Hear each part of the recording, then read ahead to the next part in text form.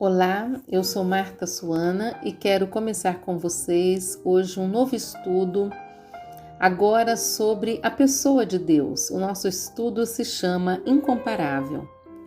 No livro de Oséias, capítulo 6, versículo 3, diz assim: Conheçamos o Senhor, esforcemo-nos por conhecê-lo. Tão certo como nasce o sol, ele aparecerá. Virá para nós como as chuvas de inverno, como as chuvas de primavera que regam a terra. Esse é um estudo que tem como objetivo trazer um pouco de luz sobre a pessoa de Deus. Quem é Deus? Você realmente o conhece? O que lhe vem à mente quando o seu nome é mencionado? Muitas pessoas dizem: eu conheço Deus. Mas em que grau é esse conhecimento? Nós dizemos que conhecemos muitas pessoas. Conhecemos o presidente dos Estados Unidos, conhecemos o prefeito da nossa cidade, conhecemos um cantor popular, conhecemos nossos maridos, conhecemos nossos filhos. Mas nós temos que admitir que nós conhecemos cada um deles em graus diferentes. Alguns conhecemos apenas por fotografia, alguns por vê-lo em algum lugar, uma hora ou outra, mas alguns nós conhecemos porque nós nos relacionamos intimamente com ele. E às vezes, quando nós, que antes conhecíamos alguém apenas superficialmente, depois que passamos a conviver, nós vemos que estas pessoas se mostram a nós muito diferente daquilo que antes nós pensávamos a seu respeito. Pois bem, com Deus é assim também. Conhecer a Deus é crucialmente importante para a nossa vida. Sem conhecê-lo adequadamente, podemos ter ideias erradas sobre o que Deus realmente é, crer em algo errado acerca de Deus, e isso é uma questão muito séria, pois compromete o nosso relacionamento com Ele e nossa visão da vida. Podemos exemplificar isso com o fato de que, para muitos cristãos, pensar em Deus é pensar num Deus utilitário. Isso é muito popular hoje. Nesse caso, o principal atrativo é o seu poder de fazer que os homens sejam prósperos, saudáveis e felizes. Por isso, se adula e lisonjeia Deus para que Ele dê os favores tão esperados. Mas, conforme disse Elizabeth Elliot, ela disse assim: se sua fé repousa na ideia de como Deus deveria responder às suas orações, em sua ideia do céu na terra, em sua utopia, ou seja lá o que for, então esse tipo de fé será muito instável e está fadada a ser derrubada quando as tempestades da vida a atingirem. Mas se sua fé repousa no caráter daquele que é o eterno eu sou, então é uma fé robusta e vai perdurar. Ou seja, se aquilo que nós sabemos de Deus e confiamos em Deus é que Ele é poderoso para responder às nossas orações do jeitinho que a gente pede, essa fé é uma fé fraca, porque quando a tempestade da vida chega, quando a resposta não é como nós pedimos, a nossa fé pode naufragar. Por isso é tão importante para parar e pensar no que é o caráter de Deus, em quem Deus é, para a nossa fé se robustecer, se fortalecer. Ok, nós precisamos aprender o Deus que é majestade nos céus, é o Pai Todo-Poderoso, o Criador, o Santo, o Sábio, o Justo, o Infinito, onipotente, onisciente, onipresente. Enfim, precisamos nos esforçar em direção ao conhecimento de Deus. É claro que com muita clareza nós entendemos que esse caminho do conhecimento do Eterno não será pleno. A nossa mente finita não terá condições de esquadrinhar aquele que é infinito. Porém, Deus quis se revelar na criação, nas Escrituras e em seu Filho. Portanto, esse é um convite a que você mergulhe um pouco mais profundo nesse oceano que é o conhecimento do nosso Deus. Eu quero fazer com vocês algumas considerações introdutórias. Primeiro, por que conhecer a Deus? Nós vamos conhecê-lo para adorá-lo mais, para entender melhor como podemos servi-lo, como seguir na direção em obedecer a este Deus e viver para o seu agrado. Portanto, nós queremos conhecer a Deus para servi-lo melhor e fazemos isso também com oração e humildade. Pensar e aprender sobre a pessoa de Deus deixa a gente pequenininho quando nós contemplamos a grandeza e a glória deste Deus em contraste com a nossa insignificância e pecaminosidade. Mas também isso nos encoraja quando nós vemos que o Deus de quem nós dependemos é tão poderoso, tão misericordioso e tão bom. Como nós podemos conhecer a Deus?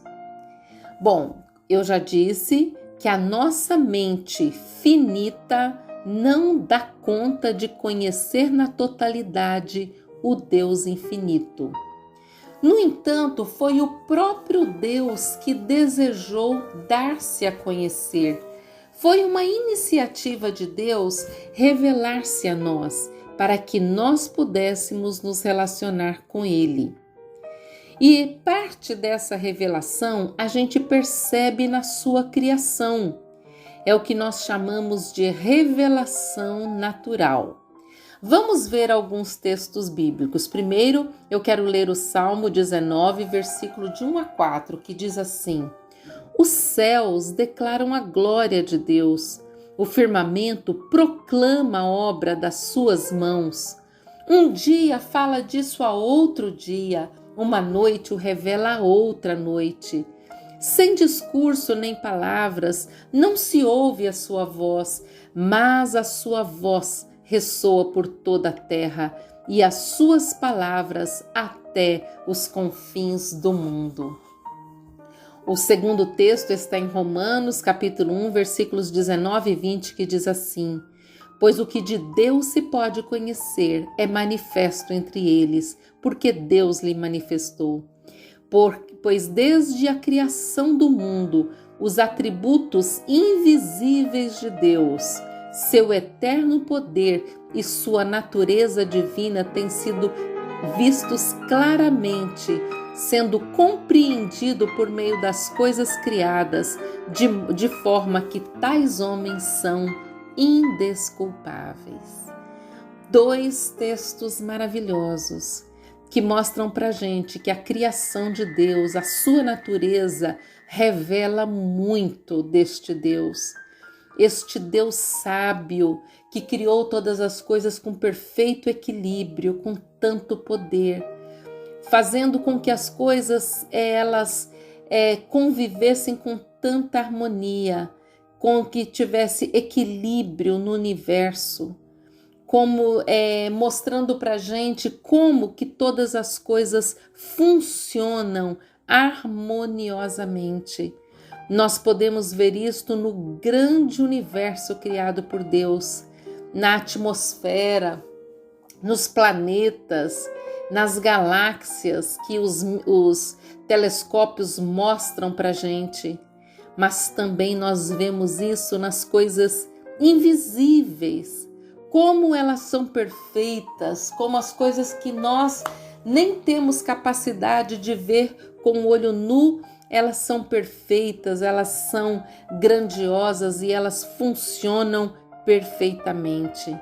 Então, a natureza mostra pra gente que Deus é poderoso, que Deus é eterno.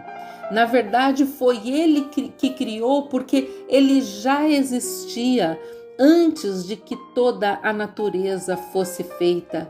Então, na verdade, tudo que nós temos à nossa frente tudo tem a assinatura deste grande Criador que é o nosso Deus. Então, por meio da natureza, quando a gente olha, quando a gente estuda como todas as coisas foram criadas com perfeição, como todas as coisas foram criadas com distinção, tudo isso mostra pra gente como o nosso Deus age com ordem, com organização, com beleza, com grandiosidade.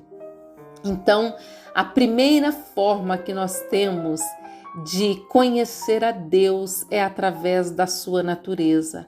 Ou seja, se uma pessoa ela nunca pegou uma Bíblia na mão, nunca foi numa igreja, mas ela olha a natureza e ela vê que um ser maravilhoso e majestoso criou todas essas coisas. Agora, outra forma para nós conhecermos a Deus que nos foi dada por Ele são as Escrituras Sagradas. As Escrituras nos revelam a palavra de Deus, que por sua vez manifesta a mente de Deus. As Escrituras registram a história de Deus com o homem, que inclui a criação, a queda e a redenção. Através da narrativa, Deus vai revelando seus atributos e nos permitindo conhecê-lo. São elas que testificam para nós sobre Jesus Cristo, o Verbo divino. Então, olhar para Jesus é olhar para o Deus encarnado. Então, os ensinamentos, as ações, a missão de Jesus é uma revelação contínua do Deus Todo-Poderoso. Foi Jesus mesmo quem disse assim: quem me vê, vê o Pai. Isso está em João, capítulo 14, versículo 9. E aí a gente pode fazer aquela pergunta: quais os benefícios de conhecer a Deus? Será que não está bom? Será que eu preciso mesmo gastar tempo, energia, procurando conhecer a Deus? Sim, nós precisamos, porque quando nós nos debruçamos nas Escrituras para conhecer mais a Deus, nós estamos ocupando a nossa mente com aquilo que é mais sublime. Eu vou ler para vocês Jeremias 9:24, que diz assim: mas quem gloriar-se, glorie-se nisto, em compreender-me e conhecer-me, pois eu sou o Senhor e ajo com lealdade, com justiça e com retidão sobre a terra, pois é dessas coisas que me agrado, declara o Senhor. Então, esse é um texto que mostra pra gente como é sublime, como é maravilhoso gastarmos o nosso tempo procurando conhecer mais o Senhor. Porque se nós ocupamos a nossa mente com isso, nós sabemos que a nossa mente conduz as nossas ações. Então, as nossas ações, os nossos pensamentos também serão melhores a partir do momento que nós ocupamos a nossa mente em conhecer melhor o Senhor. Outra coisa é que este conhecimento nos fortalece. Capítulo 11 de Daniel, no versículo 32, diz assim: mas o povo que conhece o seu Deus se tornará forte e ativo.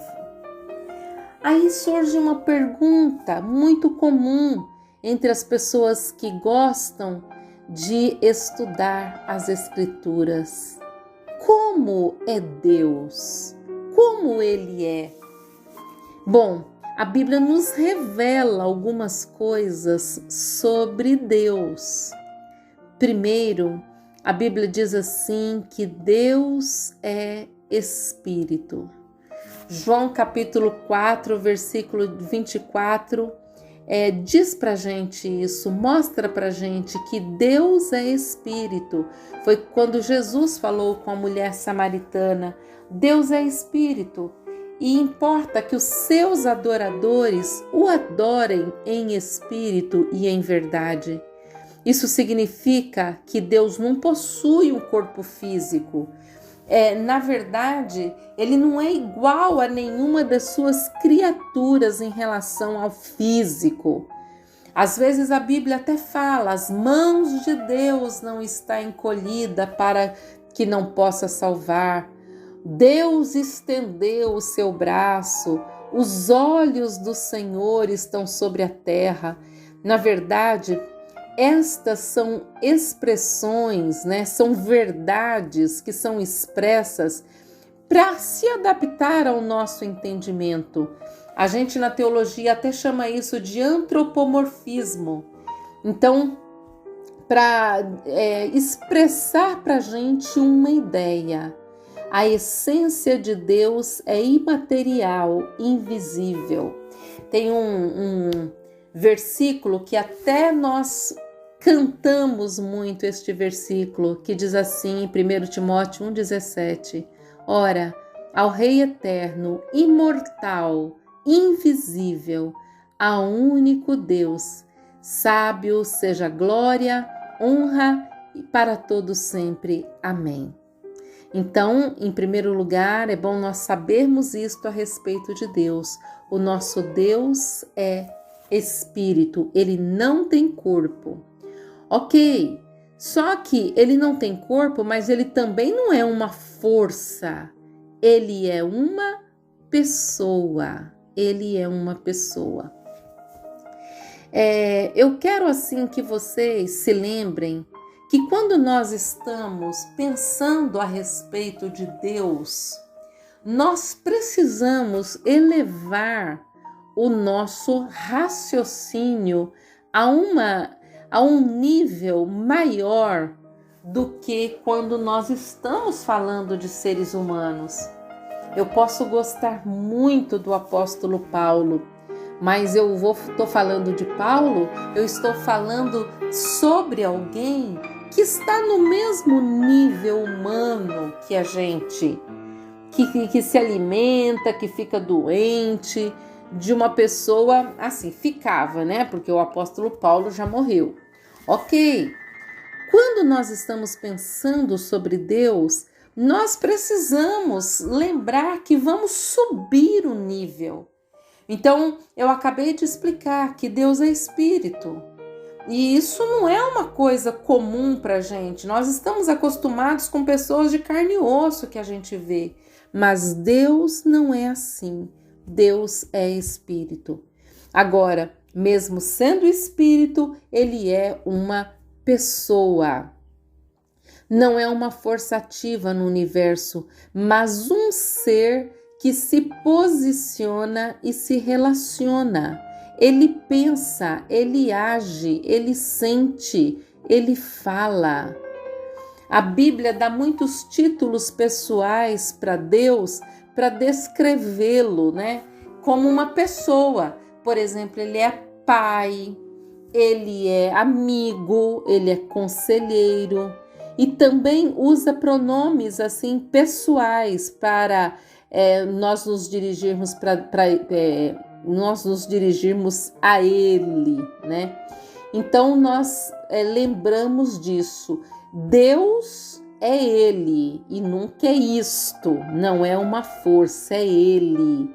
Deus é uma pessoa. Ok, uma outra coisa, Aliás, antes de eu passar para outra coisa, eu quero lembrar que o fato dele ser uma pessoa é muito importante, porque pessoas se relacionam. E embora Deus, essa pessoa, esteja tão acima de nós, ele se relaciona conosco. Bom, agora outra verdade que eu quero falar a respeito de Deus, que também está envolta num mistério, uma coisa assim que a nossa mente finita tem certa dificuldade de pensar, é que Deus, ele é triuno. Ou seja, ele é uma pessoa, mas é uma pessoa plural. Então, ele existe em 3 pessoas distintas: Pai, Filho e Espírito Santo. É o que nós chamamos de Trindade. Então, isso é uma coisa que a gente nunca vai poder compreender totalmente, mas devemos aceitar o que as Escrituras nos ensinam. No Antigo Testamento há várias referências a essa trindade. E mesmo lá no primeiro versículo da Bíblia, a palavra que aparece lá para Deus é Elohim. E im é um sufixo, né? Duas letrinhas que terminam uma palavra quando se refere a uma pluralidade. Então, a Bíblia mostra para a gente que Deus ele é triuno. Agora, tem vários textos no Antigo Testamento que mostram para a gente que Deus é triuno, que falam sobre a trindade, mas a trindade está muito mais clara no Novo Testamento. Várias vezes a Bíblia diz assim sobre Deus Pai, Filho e Espírito Santo, né? O próprio batismo foi ensinado assim: batizados em nome do Pai, do Filho e do Espírito Santo. Então são 3 pessoas. Não podemos compreender esse Deus triuno, mas sabemos que Ele é um Pai que nos ama, um Filho que morreu por nós e um Espírito que nos conforta. Essas são palavras de um escritor chamado John MacArthur. Ok, então nós já vimos aí que é importante conhecer a Deus. Nós já vimos que Deus é Espírito, que Deus é uma pessoa, que Deus é triuno. Agora, uma forma que normalmente se usa para estudar a pessoa de Deus é estudar os atributos de Deus. Então, o que são atributos, né? O que são os atributos de Deus? Nós chamamos de atributo uma característica que pode ser corretamente conferida a Deus.